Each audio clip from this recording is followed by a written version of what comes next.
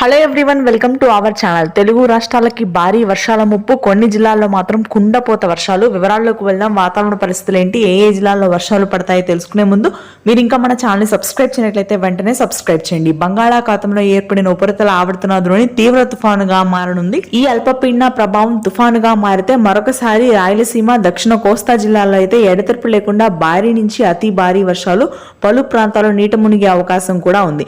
దాదాపుగా నవంబర్ 28 నుంచి డిసెంబర్ మొదటి వారంలో చివరి భాగం వరకు కూడా భారీ నుంచి అతి భారీ వర్షాలే రాయలసీమలోని చిత్తూరు, కర్నూలు, అనంతపురం, పుట్టపర్తి, సత్యసాయి జిల్లాల్లో నమోదు కానున్నాయి.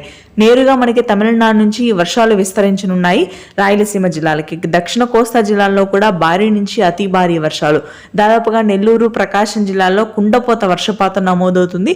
ఆ తర్వాత మధ్యాంధ్ర, గుంటూరు, కృష్ణా, కోనసీమ భాగాల్లో కూడా నవంబర్ 28, 29, 30 తేదీలో తేలికపాటి నుంచి మోస్తరు వర్షాలు కురుస్తాయి. డిసెంబర్ మొదటి వారం వరకు కూడా ఈ వర్షాలు కొనసాగుతాయి. ఇక ఉత్తరాంధ్ర, శ్రీకాకుళం, విజయనగరం, విశాఖపట్నం ప్రాంతాల్లో మాత్రం ప్రస్తుతానికి చలి తీవ్రత భారీ స్థాయిలో పెరుగుతుంది.